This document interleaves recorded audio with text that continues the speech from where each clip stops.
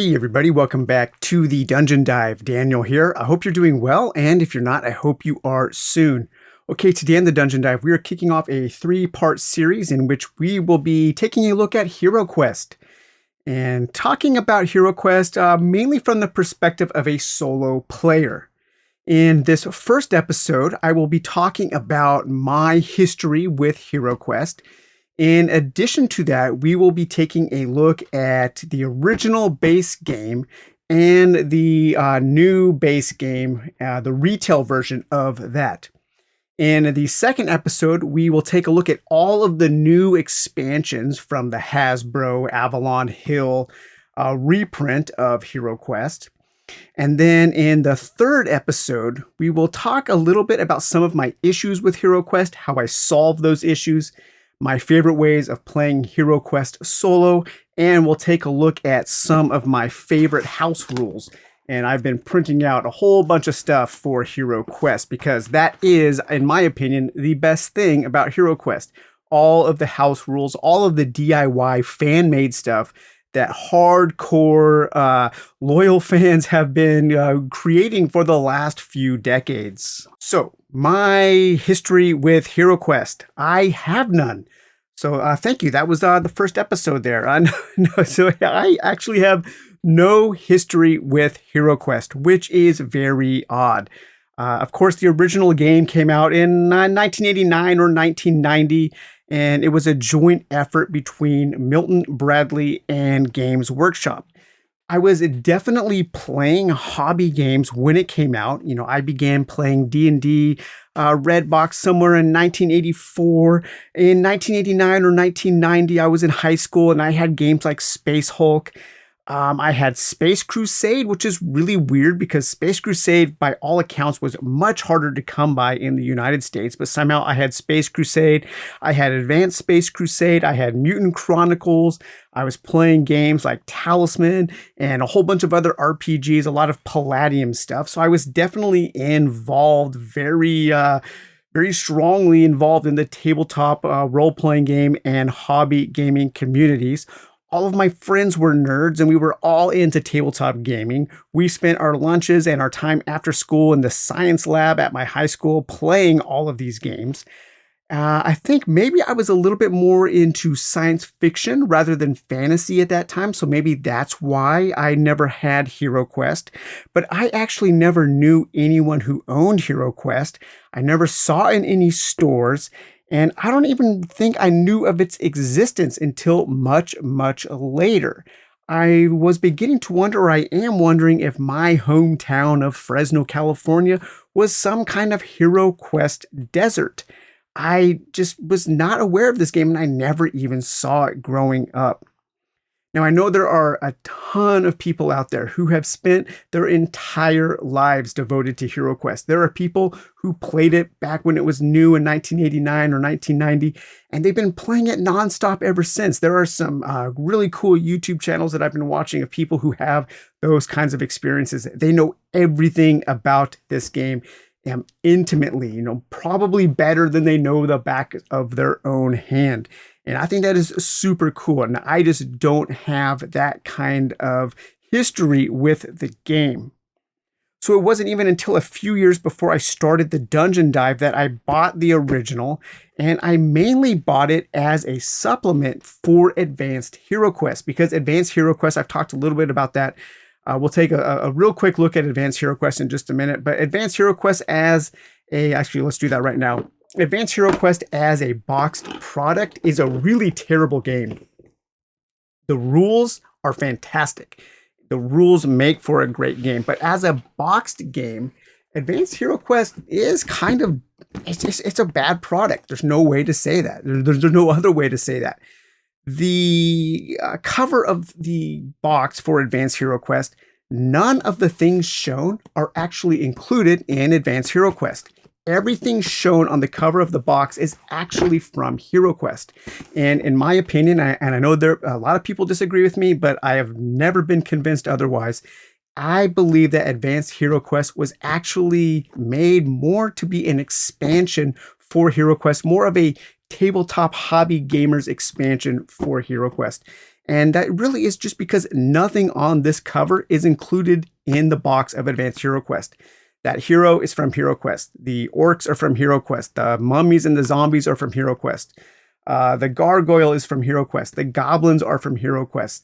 The chaos sorcerer and the skeletons. Everything shown is actually from HeroQuest. In Advanced HeroQuest, you only get one kind of enemy mini, and those are for Skavens. And it's a really poorly put together box set. But the two together, I think, complement each other really, really well. And so when I finally tracked down a copy of Advanced HeroQuest, I did end up wanting to pick up a copy of HeroQuest at that time to supplement Advanced HeroQuest. Now, what's really funny is the used copy that I got, it actually has Daniel. So this belonged to a guy named Daniel. So yeah, thank you, other Daniel, for for passing your copy of HeroQuest along. Another reason, besides being a supplement to Advanced HeroQuest, another reason why I wanted to own this and look at it and learn more about the game is really just from kind of due diligence. As somebody who started a YouTube channel called The Dungeon Dive, I thought I should be familiar with HeroQuest. I should know about this game and play it and experience it because it is such an important milestone in the history of this genre that we all love. You know, I would put this up there with Dungeons and Dragons and Talisman and Space Hulk, I think, as being these kinds of formative games that do a lot to mold the opinion of gamers like us. Over the years, I've read all of the rules and studied things about HeroQuest. I've watched countless hours of YouTube videos about HeroQuest, and there are definitely some really cool things about the game. But overall, the game out of the box really doesn't appeal to me in a really strong way, except for the toy factor. I think the toy factor is kind of off the charts. So I have only played the game one time with a group, and it fell really flat. It was not fun for basically anybody around the table. I was playing as Zargon, and I just felt like there was really nothing for me to do. The heroes were all really basic. The enemies were really basic. The loot was kind of boring. So as a game out of the box, HeroQuest really doesn't do much for me. And you all know that I am a huge, huge fan of simple games and games with simple mechanisms. But for me, out of the box, HeroQuest was just a little bit too basic. And that focus on the one versus many style of play is just not a kind of game that I like to play. I like all of my games to be 100% solo or 100% co-op. That one versus many style of gameplay is just not one that I am into. But as I said earlier, the best thing about HeroQuest is all of the house rules and fan-made supplements. And there are so many out there that introduce so many possibilities to this game. And I think one of the reasons why is because of how simple the basic rules are. It's a very easy foundation upon which all of the players who devote their lives to this game can add on to and can mold the game to be exactly the kind of game they want it to be. And because we have all of this supplemental material and this free fan-made material out there, it's very easy to take bits and pieces in a modular-like fashion and combine it together to make HeroQuest exactly the kind of game you want it to be. You can tailor the experience. This is a game system, and you can tailor that experience to be as complex or as simple as you want it to be. And I think I have found some good combinations of the basic rules and supplemental rules to where HeroQuest is, for me, now a fun solo game. So for the remainder of this episode, we will take a look at the original version and the new retail version. And after we do that, like I said, in episode 2, we will take a look at all of the new expansions. And then in episode 3, we will talk about some of the issues I have, some of the fixes, and some of the fan-made supplements that I do enjoy. Okay, the first thing we'll do is let's just take a look at the box here. I want to take a look at the back of the box.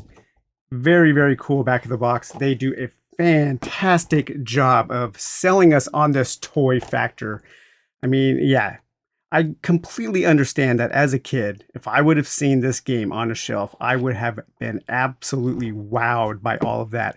I probably would have never seen something exactly like that before, especially on the shelves of Toys R Us or KB Toys. So this says, enter the world of HeroQuest if you dare. It's like no other game you've ever played. 14 different quests inside, a new adventure each time you play, dark caverns, gory monsters, deadly traps, and worse. Once you enter the mysterious underground world of HeroQuest, there's no turning back. One of you will play the part of Zargon, the evil sorcerer. With your mutant monster forces, you'll plot against the heroes. Watch as they fall prey to your cunning traps. The rest of you must battle against Zargon. Which daring hero will you be? The barbarian, the mightiest warrior. Few can match him in mortal combat. The elf, a proud champion with fighting skills matched only by his magic. The wizard, a master of sorcery. His knowledge and use of magic is unrivaled. The dwarf, a fearless fighter with a unique ability to disarm traps. Your first quest is about to begin. Will the evil forces of doom be stopped? Will the land be saved from destruction? It's all up to you. Good luck.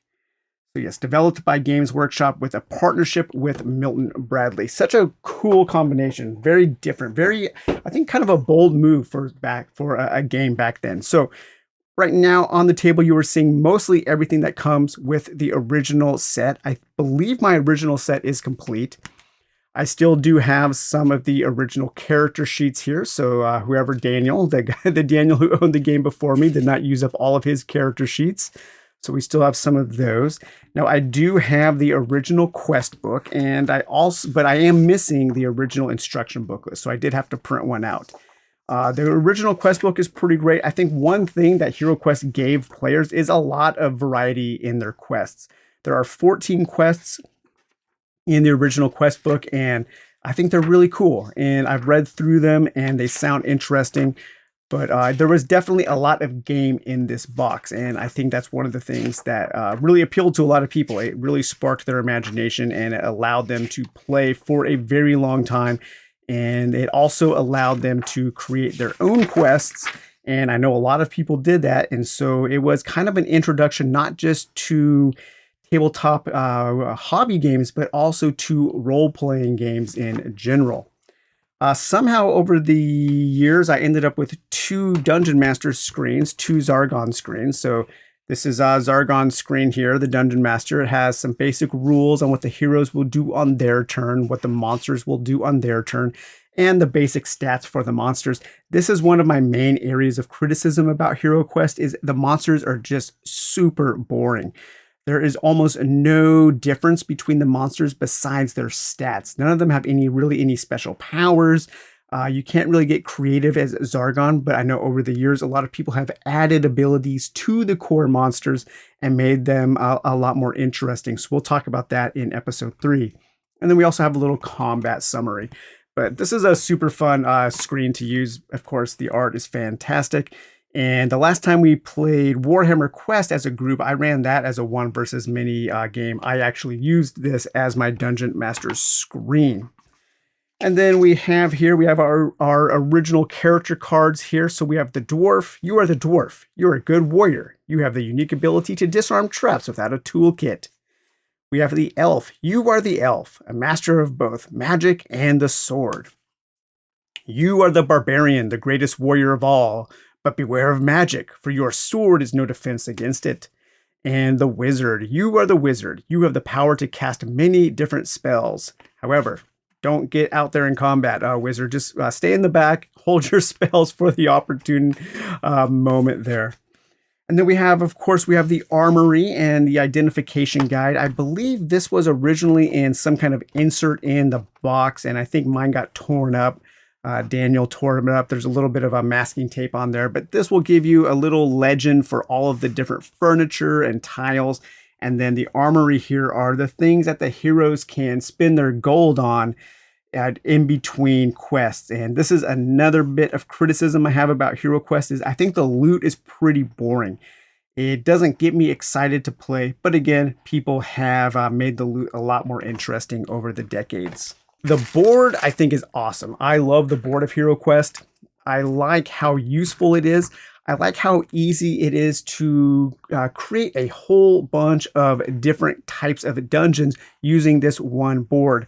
And of course, that is because of the way you set up the doors in the quest, and Zargon does reveal information about the board to the players as they are playing. And that's one of the things that makes this game a little difficult to play through the pre-made quest solo without spoiling things for yourself. And then, of course, all of the furniture. Now, over the years, I have purchased additional pieces of HeroQuest furniture, and I use these in other games, especially in games of Warhammer. Let's look at these official names here. So we have the Tomb, and then we have the, this is a sorcerer's table without the candlesticks. I put skulls on mine there. And then of course, we have the bookcases. Now, I love these old school cardboard pieces. I think they're really great because you don't have to paint them to make them look cool.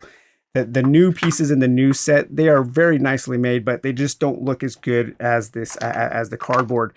Somehow over the years, I've ended up with 3 different fireplaces here, but that fireplace mini is great. I love that. And then here we have, what is this? Like an alchemist table, I believe there.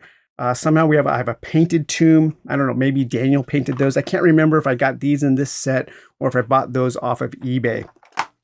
And then we have our table here. I've got a whole bunch of extra doors that I've purchased over the years. And of course, we have our weapon rack here and our throne. And what else do we have? A treasure chest there. So all kinds of really cool things that you can use in all kinds of games. And this is one of the things that people love about HeroQuest. It's one of the things that people talk about whenever they mention HeroQuest. It's just the toy factor. And yeah, the toy factor is off the charts. Like I said, you know, you take a look at the back of that box, and as a kid, you were just in gaming heaven with that thing. And I'm sure it just did so much to spark the imaginations of so many people across the world, really. I mean, people were playing this all over. But I love this furniture. It's really useful to use in all kinds of different games. And so that is one of the things that I really do enjoy about this game. And speaking of, let's go into the minis real quick. So the minis that we get with the original HeroQuest, we have our heroes here. So we do have our dwarf, we have our barbarian, and like a lot of people, my barbarian's sword is bent. I don't know if I've ever seen one that's not bent. And here we have our wizard, and then our elf there, with also my elf sword is just slightly bent there, but not too bad. And then we have our enemies here. So let's take a look at our enemy cards here. So again, a pretty small bestiary in this game without a lot of variety, but we have our Fimir here, and these guys are pretty cool looking. I like the mini. I like the pose. They're kind of strongman looking things, and their giant battle axes are pretty cool. And then we have mummies. So here's the mummy mini. I believe a lot of this character art was done by Gary Chalk. I know he did some of the art. I'm not sure if he did all of the art in this game there. And our skeletons with scythes, very cool. Great skeleton minis. This is one of the things that people really do like about the original as compared to the new one, is the style of the minis. They just have that old school Games Workshop, very cartoony quality that Games Workshop used to employ. And then we have our Chaos Warriors. So there's the Chaos Warrior there.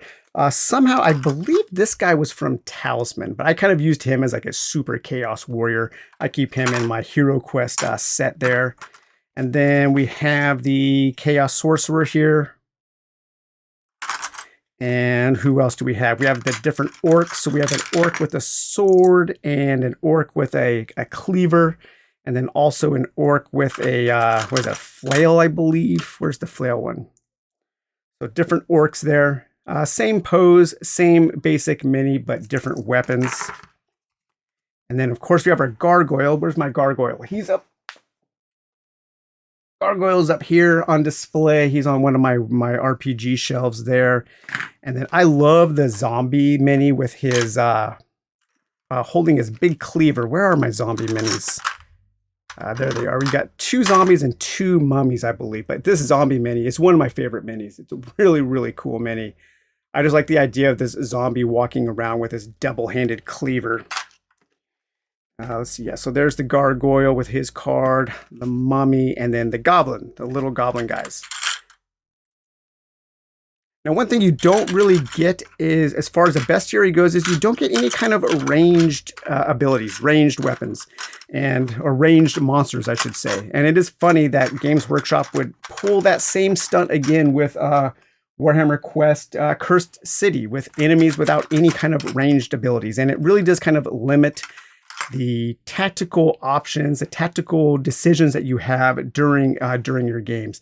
All the other minis here are the minis from Advanced HeroQuest with, you get one type of enemy with Advanced HeroQuest, the Skaven. Just such a weird box. And then you get some henchmen with Advanced HeroQuest. And then you also get your 4 minis with, your 4 heroes with Advanced HeroQuest. So that's your basic bestiary. Again, no real differences. Some of the enemies have slightly different stats, or maybe 1 or 2 abilities that are mentioned in the quest book when you get to them. Like when you get to your Witch Lord, your Chaos Sorcerer here, you'll have the stats there. And every once in a while, it'll mention something that maybe a special enemy can do. But for the most part, the enemies are just stats. So the only difference between a goblin and a zombie is the goblin is much faster, and they both have 1 hit point, and they both have he has 1 mind point and 0 mind points, but that doesn't have a big impact on the game. And so as you face from one enemy to the next, it doesn't really feel like you're facing different enemies, and that is one of the main problems. And then we also have our spell cards here. So our original spell cards. There are 4 schools. We have fire, we have earth, we have water, and we have air. And the art on these is fantastic. And so the game, the wizard will take 3 of these, and the elf gets the one that the wizard didn't choose, basically. But we have heal body, pass through rock, rock skin. Some are better than others. I know there's a lot of debate about how the wizard should play. A lot of people think the wizard is too weak. Some people think the wizard is too powerful. I've watched so many hours of HeroQuest videos where people discussing all of the qualities of the wizard and how the wizard should be played. It's pretty interesting to see people who have devoted their life to this game and how they approach it, how they talk about it. But with our fire spells, we'll get the Fire of Wrath, the Ball of Flame, and Courage. And then our water spells, we will get Water of Healing, Veil of Mist, and Sleep. And then with our air spells here, we will get Swift Wind, Genie, and Tempest. And then the remainder of our cards, we have actually, let's look at the chaos spells. So we have a pretty good stack of spells for Zargon to use. And we have Rust, and Firestorm, and Tempest, and Cloud of Chaos, Fear, Escape, Sleep, Lightning Bolt, Summon Orcs, Command, and Ball of Flame. So these are always fun to cast on the heroes and for Zargon to use. And then we have a small stack of artifacts and a stack of treasure. And the treasure deck is pretty boring, and I think the artifact deck is as well. So we have wandering monsters. So there are quite a few wandering monster cards in the treasure deck. So one thing that is cool about this treasure deck is there is a press your luck element as the heroes when you are searching the rooms. Searching is one of the basic things you want to do because the game is so basic. As a hero, you can basically move and then take an action, or you can take an action and then move. And the actions are attack, you can search for treasure, you can search for traps, and then you can try to disarm traps and so on. Very, very basic game, but it kind of forms the foundation of the tabletop dungeon crawl genre. But when you search for treasure, there is a chance that you can be attacked by wandering monsters. And I do like that. I like when there is a risk reward / press your luck element to searching for treasure. But most of it is a lot of gold that you can spend on a few items in between quests. There are just a few items that you can spend your gold on there. And sometimes you will find hazards. So there are other hazard traps that you can discover while you are searching for treasure. But a lot of the treasure you find during your adventures will just be one-use potions or some gold that you can add in order to have some money to spend. as long as you're not playing the wizard, because there's almost nothing for the wizard to buy.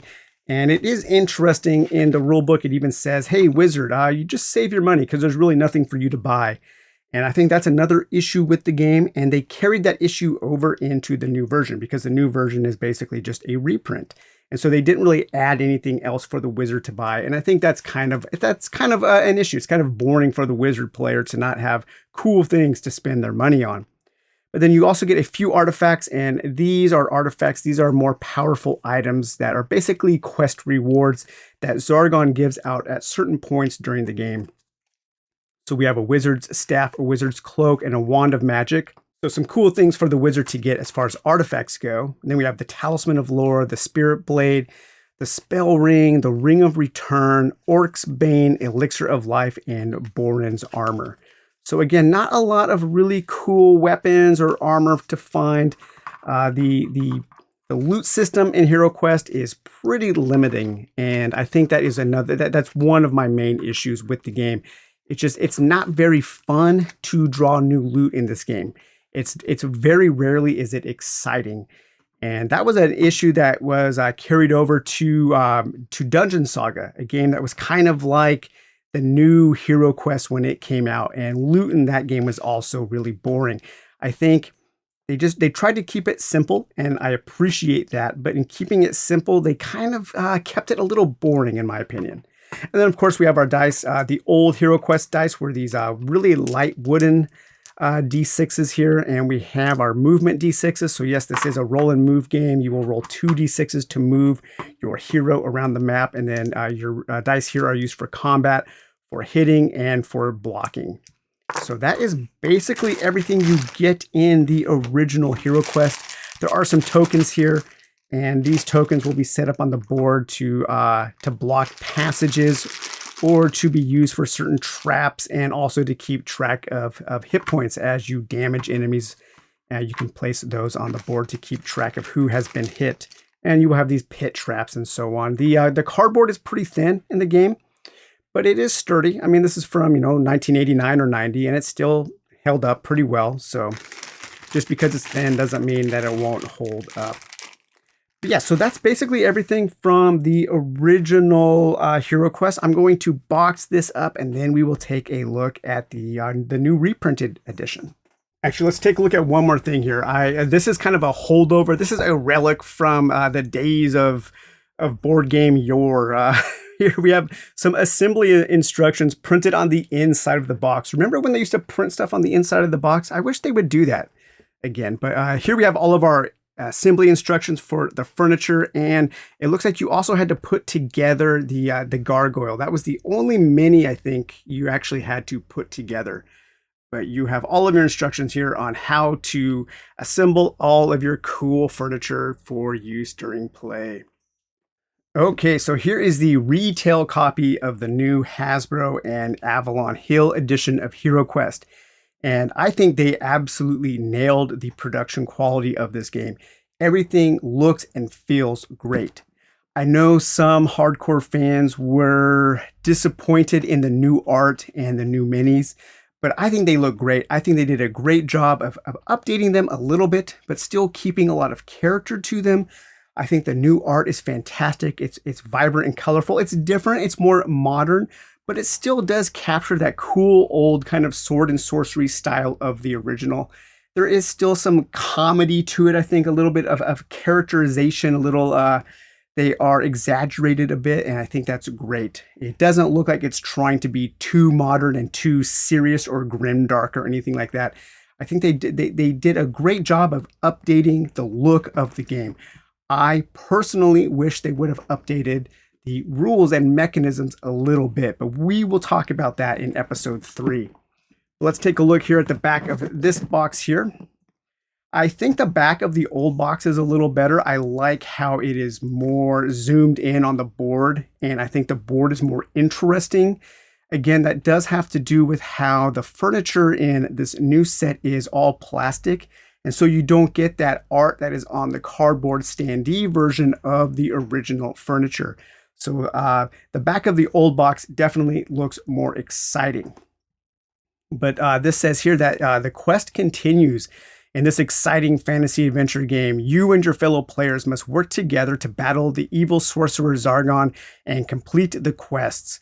Playing the hero roles of the barbarian, the dwarf, the elf, or the wizard, you'll all move cautiously through a labyrinth of eerie, dark dungeons. Ghastly monsters will prowl the underground passages far below the surface of the known world.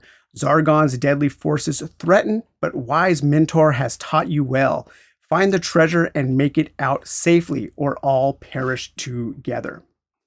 All right, so let's take a look here what you get in this box. Now, they did a fantastic job of packaging everything, and this feels like a really nice kind of premium board game.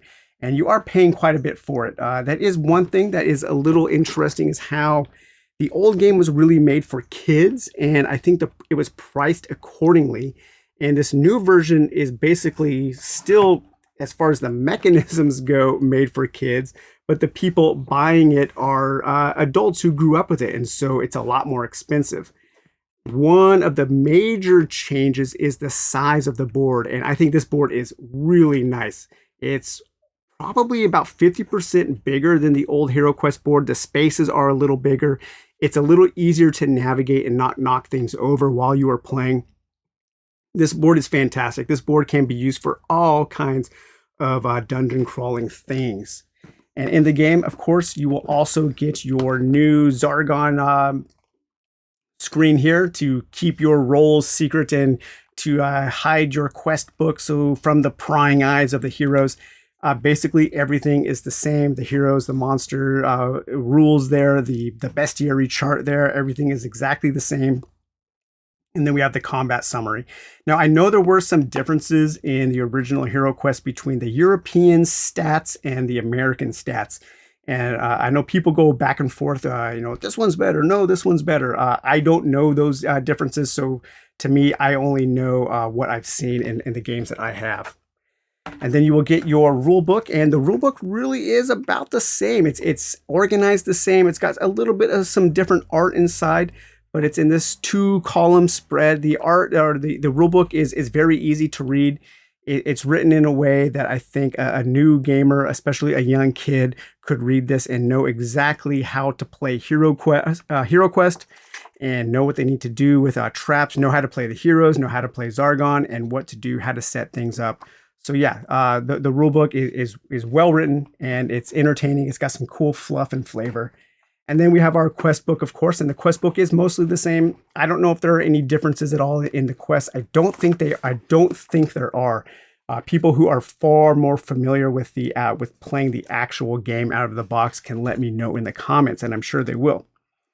Yeah, we have basically the same quests here. Really nicely produced books. They are actually stitched. Both of them are stitched, and I think they will hold up. I think everything in this game will last for a long time. And so we have these people who have these old kind of battered, beaten up copies of HeroQuest. They've lasted for, 30 years or something. And this new set, if a new family buys this for their sons or daughters, it too will last for a very long time because everything is really well made, especially the inserts here. So you get 2 inserts that hold all of your other components. Now, one issue I do have is that because of these inserts and how they are, they're that plastic formed, you can't put all of your expansion stuff in the same box without getting rid of these things. And that's a bummer because this is kind of cool, but I am going to be getting rid of the plastic inserts so I can keep everything with the expansions in one box. Because if you don't do that, this game takes up a lot of shelf space, and I don't think it's worth that much shelf space. So let's see what we get here. We'll slide this out. So this is your main character minis here. We do have the same kind of tokens. So we have our stair tokens. So of course, this is where a quest will start, is the stairs going down, leading into the dungeon there. So we have our basic heroes. We have the barbarian, really nice mini there. A little bendy. The plastic is softer than the old plastic for sure. So we have our barbarian. We have our dwarf here. Really cool looking dwarf mini. I like him a lot. And then we have our wizard. They kept that moon staff. That's super cool. And then we have our elf. And hey, look at that. It's a female elf. We actually have a female character in the base game. Thank you. Again, I know people get really mad when I say this for some stupid reason, but representation is super important in board games. This is one thing that they changed, that they modernized by, hey, let's introduce a female character in case there's women that want to play, or in case there's guys that want to play as women. That is awesome. Thank you so much, Hasbro, for doing that. And in some of the other expansions, they also introduced alternate genders for the other heroes. That is super, super cool. And then you get your dice here. So the dice are no longer wood, they're plastic. And that is, I think that's a pretty big upgrade in my opinion. I'm not a huge fan of wooden dice. So these plastic dice are really nice. They're chunky, they're engraved, they feel good. And these I think will last a lot longer than the old wooden dice. Because the old wooden dice, most of the ones I've seen are pretty worn down. And then we get our new gargoyle. Pretty cool looking gargoyle. I like him. Again, bendy. So I know some people were disappointed with the bendiness.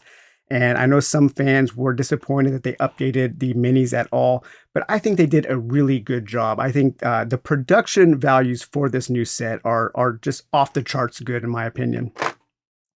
So because this is no longer a Games Workshop game, they can't have the Chaos Warriors, so they can't have that. So these guys, I think they're called Dread Warriors now, but they have a different name. What are these? What are these called? I still call them Chaos Warriors, but yeah, these are Dread Warriors, and I think that the Dread Sorcerer instead of the Chaos Sorcerer. So yeah, they did have to change a few of the names just to keep the IP lawyers at bay.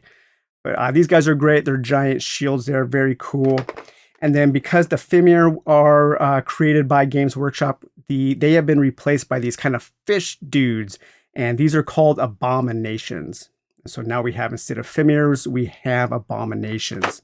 And then we have, of course, our skellies with the scythes there. Very cool minis there. I like them a lot. And I wish that the zombie, they updated to have a sword and a shield. I wish they would have kept the zombie with his two-handed cleaver. That's such a cool weapon for a zombie to have. This is a little more generic, and I'm not so into this guy here.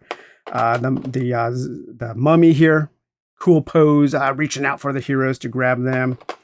And then we also have some female and male orcs. That is super cool too. Thank you for doing that, Hasbro. I appreciate that a lot.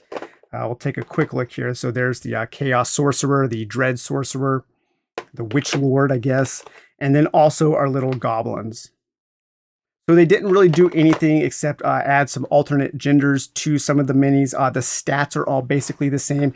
And once again, we really don't have any kind of ranged abilities for any of the monsters, really, or any kind of different tactics or abilities that they might use to make the combat a little more exciting. And that's too bad. I would have taken that. I would have taken this as an opportunity to add just a little bit of spice to the enemies to make the combat a little more exciting. Okay, and then in our second box here, we have all of our furniture and cards and our character sheets. Now, you do get a giant book of character sheets, so that is fantastic. They definitely did not skimp out on the number of character sheets that you will get. And we have our furniture here. So again, it is very chunky plastic. These things are hefty, and these things are going to last a very, very long time. But I do miss that cardboard just because of the art on the cardboard. But again, this game just looks so cool when you set it up. And I know that is a big reason why so many people love HeroQuest. Let's get that on the camera there. We have our doors here. So instead of cardboard doors and stands, we have our plastic doors for our closed and open doors. And here we have our tomb, and the tomb opens, so that's cool. I have my skulls in there, so the heroes can open up that tomb and find all of those skulls. We have our giant weapon rack. I still think it's hilarious that they made the weapon rack so big. It's huge. And then our fireplace, and the fireplace is missing the portrait. I would have imagined they would have included a sticker to put there, but I guess now you have to paint your portrait of Zargon there. I would have liked to have seen a sticker there. And then we have our throne here and our table. I mean, just putting stuff randomly on the board just makes it look super cool. It makes me just want to stop the video and start playing a solo session. Our torture rack there, another table, and some treasure chest. You get 3 of the chests here. I wish they opened. That would be cool, but no such luck. So that's all of the furniture you get, and then you also get the same complement of cards, but you do get a smaller deck or an extra deck of equipment. And the equipment cards here are used instead of that big armory chart. You do get cards for the equipment.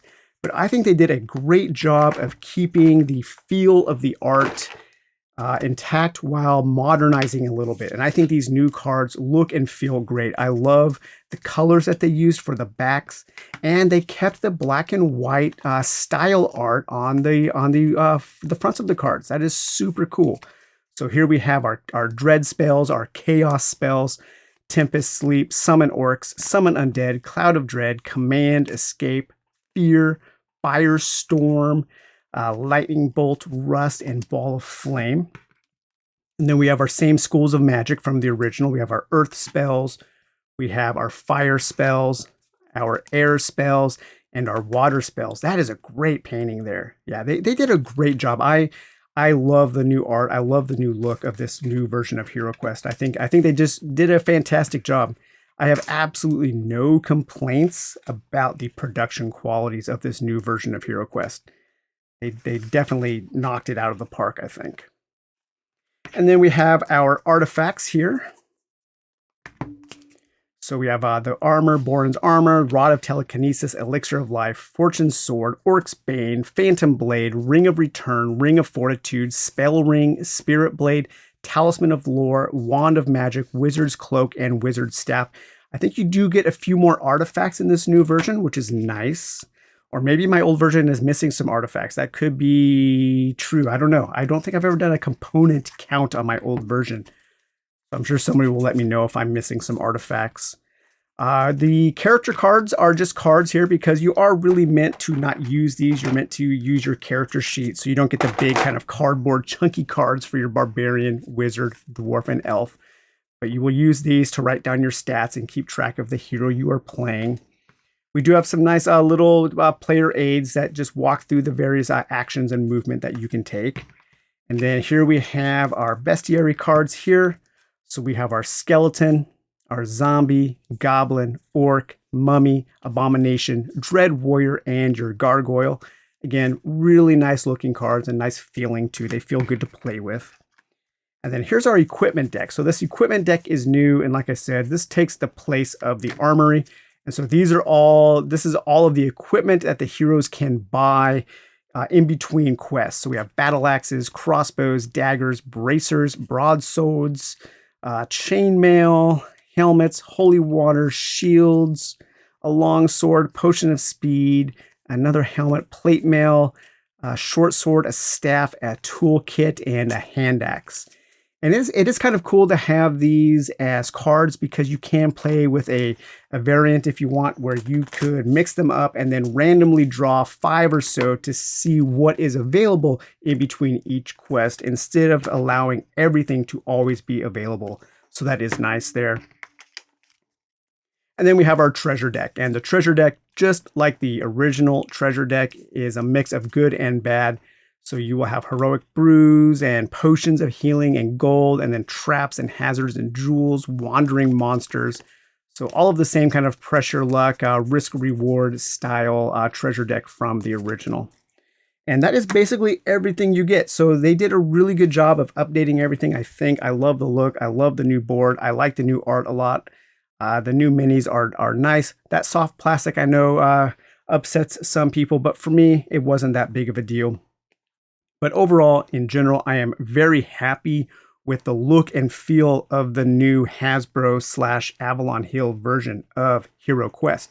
So in the next episode, we will take a look at everything you get in the official new expansions. And then in the third episode, I will talk about my feelings on HeroQuest as a game, some of my issues with it, how I solve those issues, and how I play solo. And we'll take a look at some of my favorite fan-made and DIY content for the game, because boy howdy, is there a ton of it. I mean, just an epic ton of fan-made supplements for HeroQuest. So, all right, you guys. Well, I hope you enjoyed this video on HeroQuest, and we will talk to you later. Bye-bye.